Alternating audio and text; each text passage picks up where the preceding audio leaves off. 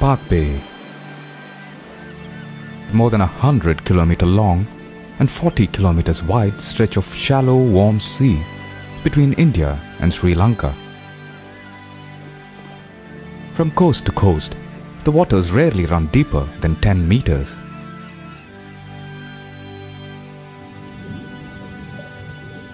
This large expanse of shallow sea is an ecological paradise. It supports the largest stretch of seagrass beds in India. Seagrass meadows are highly productive. Within its protected environment, sea life flourishes.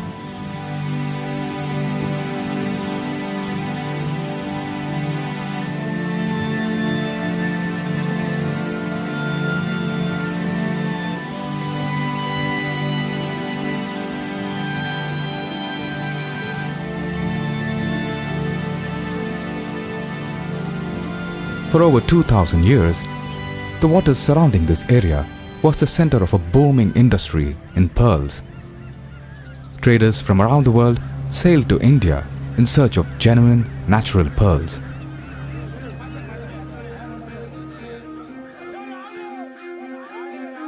But today, things are different. The Palk Bay is one of South India's busiest fishing hubs. It is estimated that more than 100,000 tons of fish is harvested annually from this region. The local population has shifted from pearl collection and small-scale fishing to mechanized, export-oriented fisheries. This change has come at a cost. Some of the modern fishing practices, like bottom trawling, have had a damaging effect on the ecosystem. Adding to the pressure is an exponential increase in the number of fishing boats. With fish catch rapidly dropping, the strain on the local fishers to sustain themselves has put them on the path of an escalating conflict.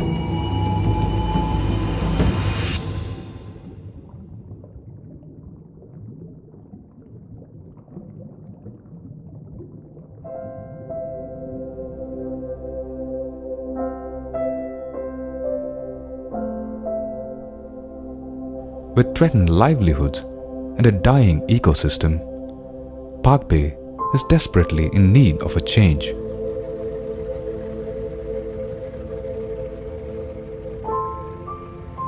With a fishing history that spans hundreds of years, there is a deep pool of traditional knowledge that has been handed down through generations. For centuries, these people harvested the seas and at the same time respected it. Their practices were tuned to safeguard the fragile ecology of the bay. But even as fishing practices have inevitably moved towards mechanization, some of these people still hold on to their tradition. They may be among the last custodians of a remarkable heritage.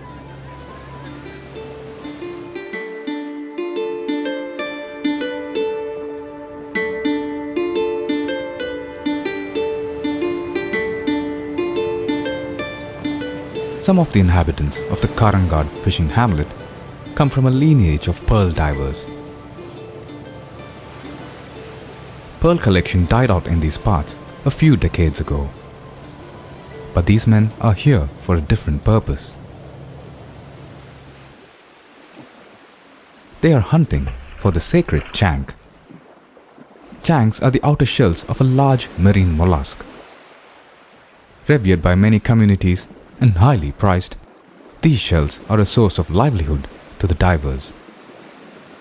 இன்றைக்கு அந்த வேலை செய்கிறாங்க. கடலில் போய் சங்கு மற்ற பொருள்கள் உணவுப் பொருள்கள் எல்லாமே எடுத்துகிட்டு வர்றாங்க. அன்றைய நாள் இப்போ நாங்கள் போனோம்ல, நாங்கள் போனதுக்கு பின்னாடி எங்களுடைய சந்தைகள் சின்ன பிள்ளைகளுக்கு ஒரு 20 வயசு 15 வயசு ஸ்கூலுக்கு போகாதவங்களோட சேர்ந்து வருவாங்க. அப்போ நாங்கள் அதை பழக்கப்படுத்திடுவோம். தம்பி இறங்கி தண்ணிக்குள்ள இப்படி தான் ஓடணும். அப்படி ஒவ்வொருத்தர் சந்ததியாக பழக்கி இந்த கிராமம் ஃபுல்லாகவே ஸ்கூலுக்கு போகிற பாய்ஸை விட்டுட்டு பாக்கி எல்லாமே கடல் பணி செய்வாங்க. Kubertin and his men are free divers. They don't use any breathing aids. They dive by just holding their breath and are remarkably accomplished at it. It is a skill perfected since their childhood. The key to a safe dive is careful preparation. The equipment they use may be simple, yet these divers have to be meticulous. When underwater, even a small error can turn into an unpleasant accident.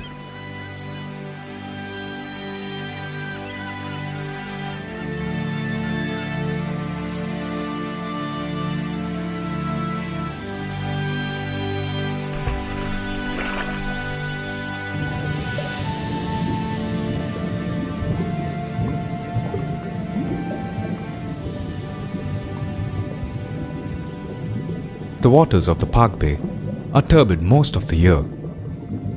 Strong winds over the shallow waters constantly churn up particles from the sandy bottom. Visibility is poor most of the time. Finding anything under these conditions is a laborious process.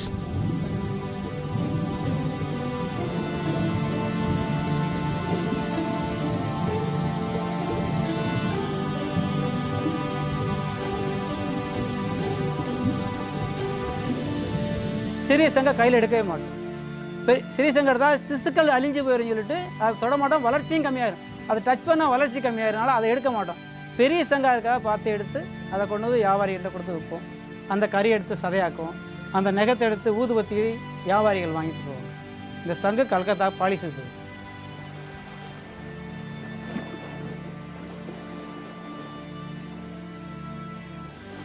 In a day of diving, a single person can collect up to 20 changs. But this is nothing compared to what it was a decade ago.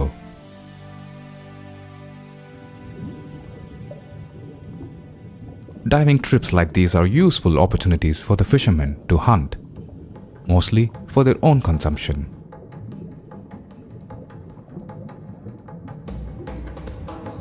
On an average, each dive lasts about a minute and a half. Within this really short window of time, they have to locate and capture their prey, all under the physical strain of holding one's breath.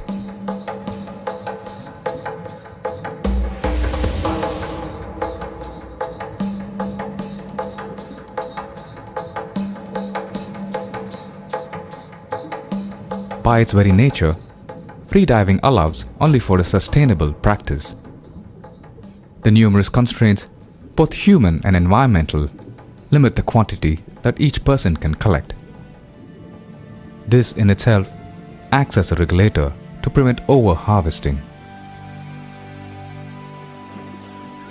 The life of free divers has become increasingly difficult because of the changes that have happened in these seas. கடல் மாற்றம் இப்போதைக்கு எப்படின்னா விசைப்படகுகள் அதிகமானதுனால அந்த மடி வச்சு இழுத்து மீன்கள் சங்கு மற்ற பொருளெல்லாம் இனம் அழிஞ்சதுனால தான் இங்கேருந்து புலம்பெயர்ந்து அந்நிய நாட்டுகளுக்கு சம்பாதிக்க போகிறாங்க. சங்குக்குழி கம்மியான காரணம் கவர்மெண்ட் பொருள்களுக்கு தடை போட்டாங்க. நிறைய பொருளுக்கு கவர்மெண்ட் தடை போட்டாங்க. அந்த பொருள்கள் கிட்டினால் கொஞ்சம் மக்களுக்கு கொஞ்சம் பண உதவி நல்லா இருக்கும். கவர்மெண்ட்டு ஒரு 40-50 பொருளுக்கு தடை போட்டுறதுனால அங்கே போய் ஒன்றும் கிடைக்கிறதில்ல. அந்த பொருள் எடுத்து தான் விற்கலாம். ஆனால் பிடிச்சா நேவி போலீஸ் பிடிச்சிட்டு போய் கஷ்டப்பட்டு துன்புறுத்துறாங்க. அதனால் அந்த தொழில் செய்கிறதில்ல. சங்கு மட்டும் குறைவாக கிடைக்கிறனால நான் பெரும்பாலும் போகிறதில்ல. எப்போயாவது ஒரு நேரத்தில் போவோம். மற்ற நேரங்களில் அது கடற்காக இருந்தால் போக மாட்டோம். நண்டு இருந்தால் அந்த நண்டு விலைக்கு போயிடும். The number of free divers in the Palk Bay is on the decline. They are moving on to other occupations, a mark of the changing times. Unfortunately, with them, a 2,000-year-old lineage of free diving may soon disappear.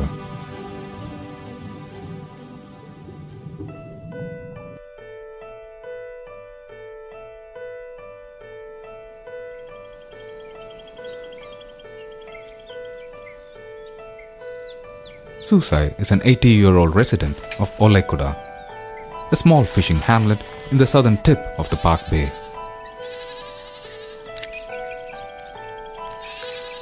He is one of the last remaining fishermen with the knowledge to build a traditional fish trap. 15 வயசில் இந்த கூடு இழைக்கவும் நான் ஆரம்பித்தேன். இந்த கூடு தனியாகவும் பின்னி எங்கள் தாத்தா காலத்துலேருந்து அப்பா காலத்துலேருந்து நான் தான் கை கொண்டு வந்து இப்போ நான் ஒரு 27 வருஷமாக இதை விட்டுட்டேன். This intricately designed trap has remained unchanged for hundreds of years. Pictures taken in the early 20th century show the trap to have the exact same appearance, a proof of the effectiveness of the design.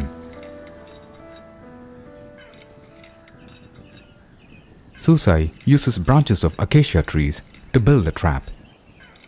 Wood from this tree is more pliable and longer lasting. உடமரத்துலேருந்து கத்திகளையால் அந்த ஆக்கையை வெட்டணும். வெட்டி அதுக்கு முன்னால் அந்த அருவாளை வச்சு அறுக்கணும். முள் இல்லாமல் அறுக்கி விட்டு அதை கொண்டு வந்து என்ன செய்யணும், 2ஆக உடைக்கணும். 2ஆக உரித்து அதை தொலியை உரித்து விட்டு 2 நாளைக்கு காய போடணும். கொண்டு போய் கடலில் கொண்டு போய் 2 நாளைக்கு ஊற வைக்கணும். அந்த ஒரு பாதியை 2ஆக கணக்காக அதை உடைச்சி அது ஆக்க எல்லாம் சேர்ந்துடும். கட்டி போட்டுட்டு 2 நாள் செண்டு 2 கட்டு சேர்ந்தவொன்னே 2 நாள் செண்டு தான் உட்காந்து அந்த கூட்டை அழைக்கிறது.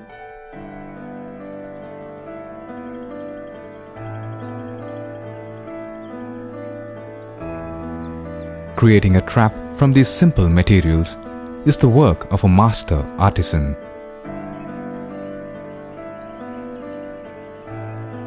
மூணு வகையான கூடு இருக்கும். 2 முக கூடு ஒன்று இருக்கும், இது ஒத்த முக கூடு, இன்னொரு பெரிய கூடுன்னு ஒன்று இருக்கும். அதெல்லாம் பெரிய மீன் வந்து கலவா, தோளம், பாறையெல்லாம் உள்ளே போய் இறங்கிடும். இதுக்குள்ள வந்து விலை மீன், சிறு விலை மீன், ஓரா, இந்த கிளிஞ்சாங்குட்டி இதுக்குள்ள இந்த கூட்டுக்குள்ள போகும். 3 முகம் சொல்கிறது, அந்த 3 முகத்தாலையும் மீன் போனால் நிறைய மண்ணிக்கு.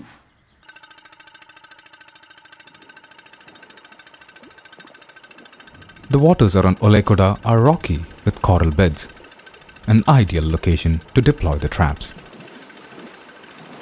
During the season, Susai's nephews operate the trap on a daily basis.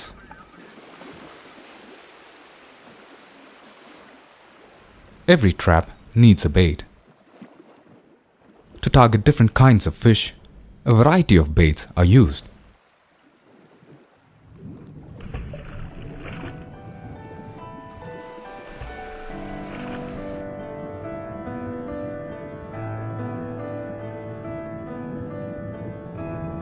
Finding the ideal location to place a trap is vital.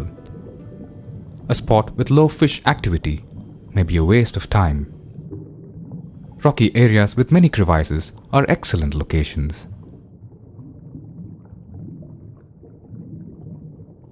Surface currents are strong in these parts. To keep it from drifting, the trap needs to be locked into position.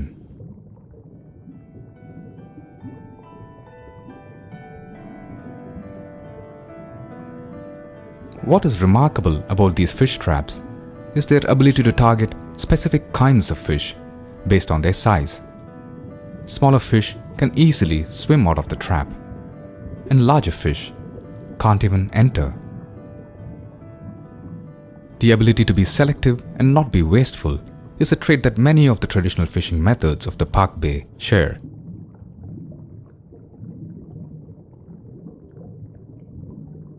The traps need to be checked every single day because live fish fetches a better price. At any point of time, at least 10 to 15 traps are operated to make it viable for the effort put in. With this many traps in operation, the daily catch can range anything from 5 to 10 kilos. Enough for the fishermen to eat and also sell in the local market.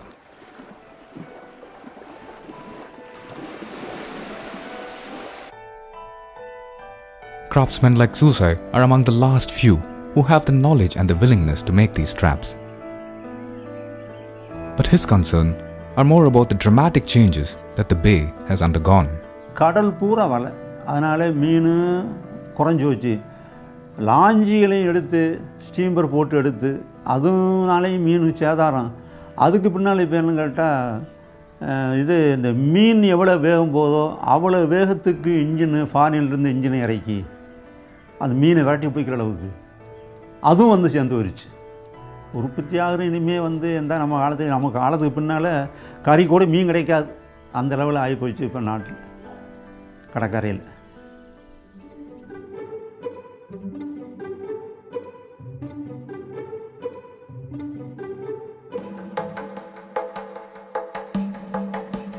Mural, a fish that is the all-time favorite of the people of the Palk Bay.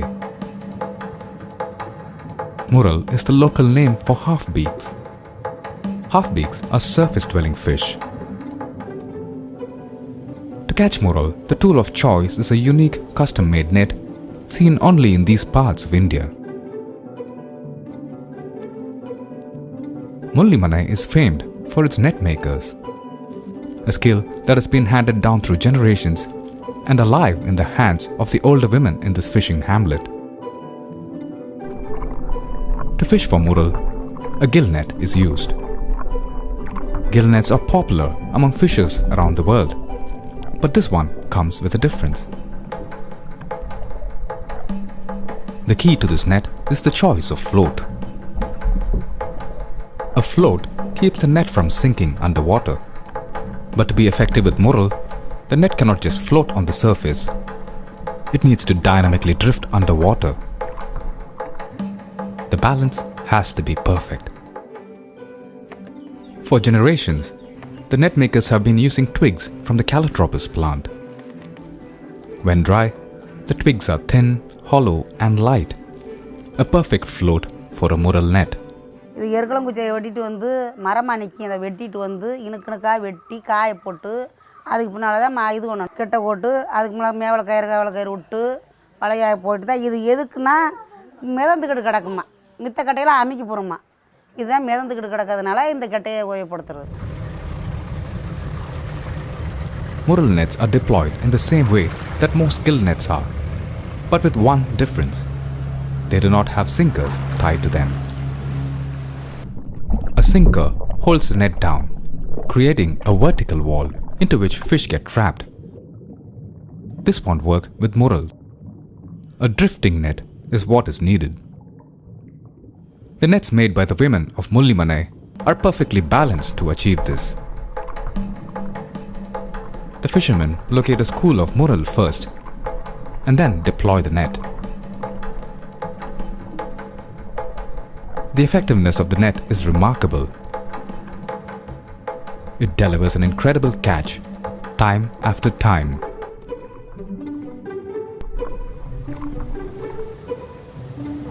When it comes to fishing, there is no one size that fits all. Fishermen understand that every fish needs to be approached differently. What is remarkable about the net makers of Mullimanai is their ability to create nets that are modifiable. With very slight changes, they can transform the same net into a versatile fishing tool. இது வந்து சாயம் காய்ச்சாமல் காவலக்கயிறு மட்டு விட்டால் முரலுக்குன்னு வச்சுக்கிடுவோம் இந்த வலையை. இந்த வலையே கல் கட்டினா ஊடம் பிடிக்கி. இதில் வந்து நகரை இதுவப்படுங்க இந்த வலையில். குண்டு ஓட்டதுனால இது வந்து நகர ரொம்ப சாத்தியப்படும். இதிலே கல் கட்டினமாக்கும் ஊழி ரொம்ப படும் இதில். Most of the families in Mullimanai live a precarious existence. But with their knowledge of the Palk Bay and their ingenuity in net making, they can continue to enjoy their all-time favorite fish, the mural.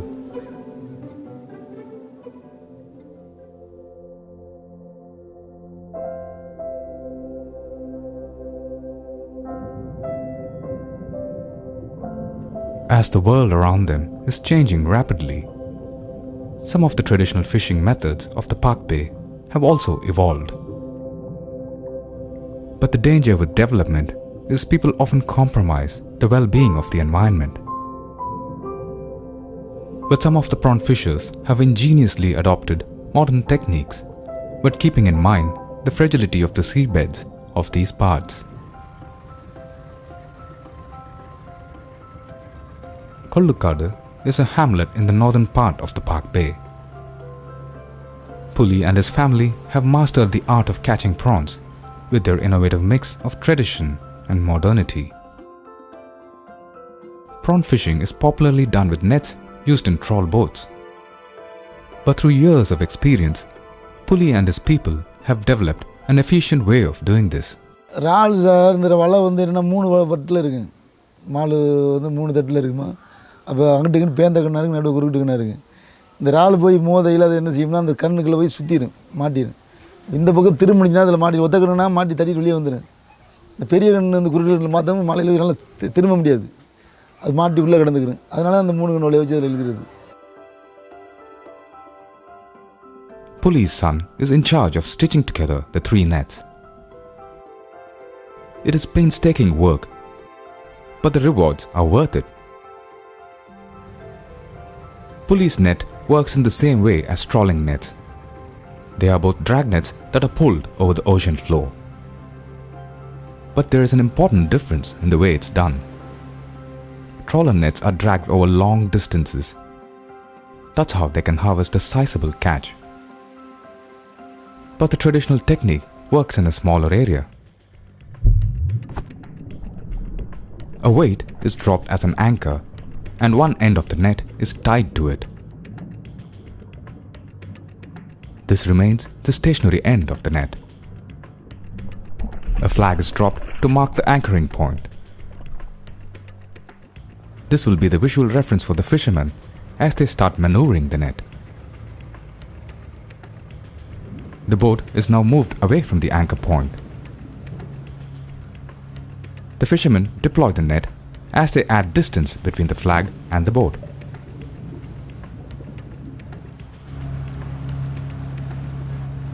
When the full length of the net is reached, another weight is dropped, this time to sink the net.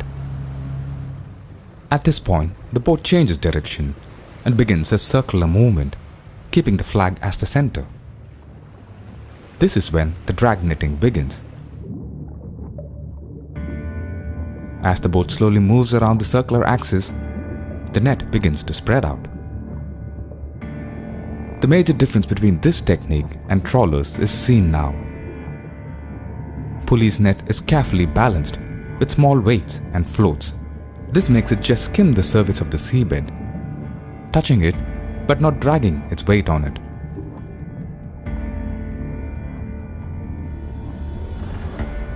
The light touch of the net collects only those animals that are drifting or swimming above the seabed, not the animals that live on the ocean floor.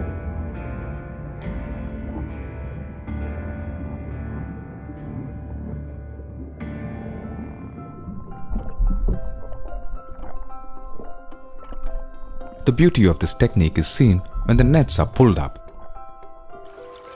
The catch mostly consists of food value species. Very little goes to waste. Pulley takes pride in the fact that the net they use is far less damaging to the environment than the trawlers. இது நாங்கள் என்ன செஞ்சோம்னா தலையில் வச்சா எங்கள் வலை பெட்டி இழுக்காது எங்கள் போட்டு. அது தகுந்த அந்த வலை நிலத்தில் படாத அளவுக்கு வலை இப்படி பட்டு இப்படி இருந்து படாத அளவுக்கு கொஞ்சம் மேலே வராப்பிலே வச்சுருப்போம், வலையை செட் பண்ணியிருப்போம். அதனால் அந்த வலையில் கீழே இருக்கிறது கீழே போயிடும், அது மேலே உள்ளது மட்டும்தான் எங்களுக்கு அரிச்சிட்டு வரும். அவங்க எல்லாத்தையும் எல்லா மீன் எல்லாம் வச்சு அரிச்சு இங்கே வச்சாங்கன்னா கோடியக்கரை போயாச்சும் இப்போ வலையை ஏற்றுவாங்க. அவங்க இங்கே கிடக்கிறது எல்லாமே இப்போ அதுக்குள்ளேயே போயிட்டுருக்கு. அதனால் எல்லாமே செத்துரும் நிலுவையிலே. நம்மளுக்கு தேவைப்பட்டது மட்டும் எடுத்துக்கிட்டு தேவைப்படாதெல்லாம் நம்ம தள்ளிடுவோம். சாகிறதுக்கு கொஞ்சம் சான்ஸ் பெருமையெல்லாம் உடச்சிட்டு போயிடும். Trawler fishing in the Palk Bay has been a paradox that has raised strong viewpoints among its fishermen. பழைய இதுக்கு கொண்டு போகிறாருந்தா இனிமேல் கஷ்டம் தான் சார். நம்ம மக்கள் தொகையும் ரொம்ப அதிகமாக போயிடுச்சு, அறிவலையும் ரொம்ப கூட போயிடுச்சு. இதில் மாத்திரா இருந்தால் ஸ்டீம்பர் லாஞ்சியை அடியோடு நிப்பாட்டினா தான் இது மீன் பழைய காலத்துக்கு மீன் உற்பத்தி ஆகும். A growing commercial demand for fish in the early 1960s triggered a scaling up of operations in India. It started with mechanized trawlers. 1965 இந்த ட்ராலிங் ஆரம்பிச்சிட்டாங்க. கவர்மெண்ட் என்ன செய்யறான், இது கொடுக்குறாங்க, சப்சிடி கொடுத்து லோனு கொடுத்து நீங்கள் ட்ராலிங் போங்க, நல்ல முன்னேற்றம் இருக்குது அப்படின்னு சொன்னாங்க. அதை வச்சு அந்த நேரத்தில் நிறைய கேட்சிங் கிடச்சிச்சு. அதாவது பழைய தொழிலை விட, இந்த கில்நட்டு தொழிலை விட ட்ராலிங்க்கு நிறைய லாபம் கிடச்சிச்சு. But within a few years of commencing operations, people began to see the damage it was causing to the fragile ecosystem of the bay.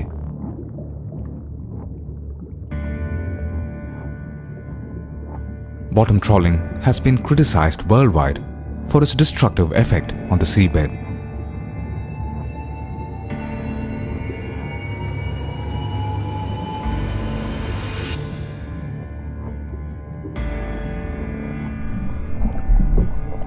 Palk Bay, because of its sandy seagrass beds and shallow waters, has especially been dramatically affected.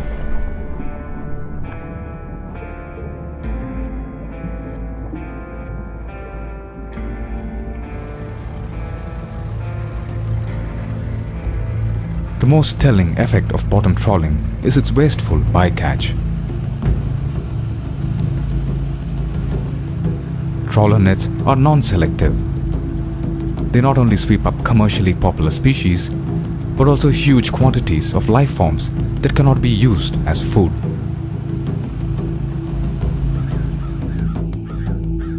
A place like Palk Bay cannot afford such wastage of valuable biodiversity. People, including trawler owners, understand the impact of this destruction. இழுவ படகு வந்து அழிவு ஜாஸ்தி தான். ஏன்னா ஒரு control இருக்கணும், ஒரு regulation வச்சுருக்காங்க, இத்தனை ஹெச்பி தான் வச்சு ஓட்டணுன்ட்டு. இதை விட கிட்டத்தட்ட ஒரு 10 மடங்கு கூடுதலாக உள்ள சக்தியை கொடுத்து படங்கள்லாம் வந்துடுச்சு. அதெல்லாம் இப்படி போகும்னா நம்ம பஸ்ஸை விட ரொம்ப வேகமாக போகுங்க வலை இழுத்துக்கிட்டு. அப்போ அதில் எல்லாம் போய் அவங்களெல்லாம் அப்போ அதிலெல்லாம் அரிச்சு எல்லாம் அரிச்சு சாகத்தான் செய்யும். அப்போ இனிமேல் அது கொண்டு வரதெல்லாம் அவங்கெல்லாம் இல்லாமல் இருந்தால் கொண்டு வர முடியும். ஆனால் அவங்களும் இல்லாமல் இருக்க முடியாது. அவங்க 10 கோடி முதல் போட்டு அவங்க அதனால ஒரு 50-100 பேர் வாழ்கிறாங்க சொல்கிறாங்க. அதெல்லாம் படகு ஒன்றுக்கு எப்படியும் ஏறக்குறைய மறைமுகமாகவும் நேரடியாகவும் ஒரு 15 to 20 பேர் இருப்பாங்க. அதாவது ஐஸு, அது மாதிரி கருவாடு காய போகிறவங்க, மீன் வியாபாரம் பண்ணுறவங்க, அப்புறம் அந்த டீசலு கொடுக்குறவங்க, அப்புறம் கடையில் வியாபாரம் பண்ணுறவங்க, இந்த மாதிரி வகையில் நிறைய நேரடியாகவும் மறைமுகமாகவும் ஒரு 20-25 பேர் கூட வரலாம். Trawling operations sustain a chain of livelihoods. Too many people have invested into it, and too many families are dependent on it, which makes it extremely difficult to just abandon trawling. With the environmental impacts of trawling being so damaging and its traditional practices slowly disappearing, the Palk Bay finds itself in a crossroad. Traditional fishing techniques evolved as a means of survival to the fishers of the Palk Bay. But their remarkable ability to be very specific in what they catch, coupled with very little wastage, makes them great role models to learn from. For an ecosystem that is on the verge of collapse, this kind of traditional knowledge is invaluable. With an ever-growing demand for fish and a simultaneous decline in wild populations, integrating this knowledge into modern developments may be the way to a more sustainable livelihood in the Palk Bay.